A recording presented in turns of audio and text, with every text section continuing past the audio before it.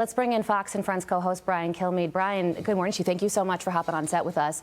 This isn't the first time you've covered the passing of a pope, so what are your reflections right now? I mean, John Paul II was the most titanic. I mean, this guy was iconic. He was the first to travel. He added so much personality in life, combined to take down communism. You talk about a guy that transcended politics and the papacy. I think it was him.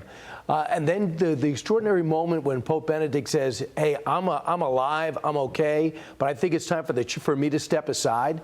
And when he steps aside, you think about how conservative he was and how traditional he was. He was the biblical scholar. He was the one to go back in history. He was the one to what he thought would be even less mainstream, more mainstream than Pope Paul II. But when he steps aside, he's replaced by this Pope, Pope Benedict, who really wanted to change things. He didn't like the opulence. He didn't like the gold. He didn't like the fine dining that comes along with that role. And then you think about what he was able to do and really focus what he says is on the poor.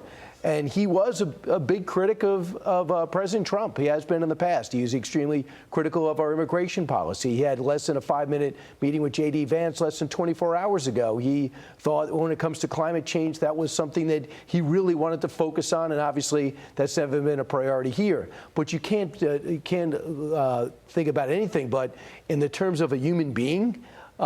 He's as good as it gets. He gave his whole life for other people. He gave his sole focus to the poor. When he got to this job, he didn't use it to consolidate power. He used it to disperse it. And I was just speaking to Father Jonathan over here, and he just reminded me, too, of some of the things that he brought out was, hey, you know, when it comes to same-sex marriage, well, let's think about that. When it comes to having people get divorced and have their second marriage in church, let's consider that. And when it comes to even priests marrying, maybe that's something we should debate. There wasn't necessarily a plan how to do it, but it was, let's think about these things. But many traditional Catholics thought, including your previous guest, I'm not sure I'm not sure that's where the Catholic Church should be heading, which leads us to the next 2 weeks.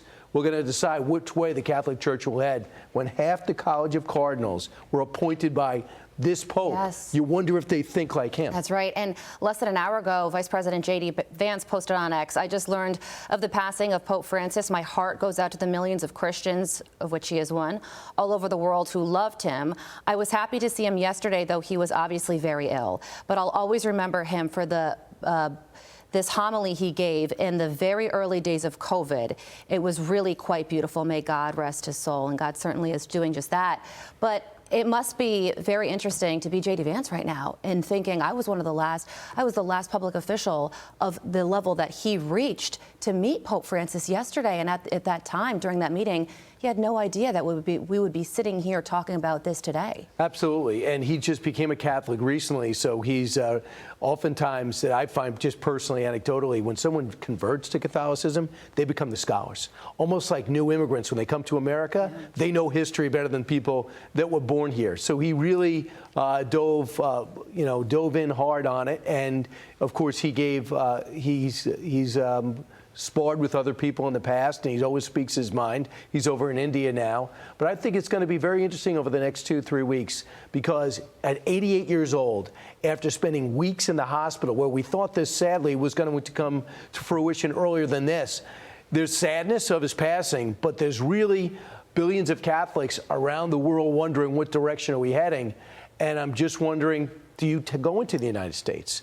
Because now finding out the rules, and I'm reminding myself, if you're over 80 as a cardinal, you don't vote in this. I know, there are age It's so interesting, right? Yeah. Can you is it smart to put a 70-year-old in that spot, or should they be contending? Because if you talk about a personality, somebody that really understands the church and loves all people, that would transcend the position. I know I'm biased, but Cardinal Dolan, a few blocks from here, that, yes. I mean, he says, you know, maybe his last time would have been the perfect time. The Benedict would have been the perfect age when Benedict got named.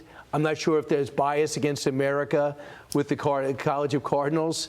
But if anybody really wants to put a face and a personality behind the #1 religion in the world, most populous, it would be Cardinal Dolan.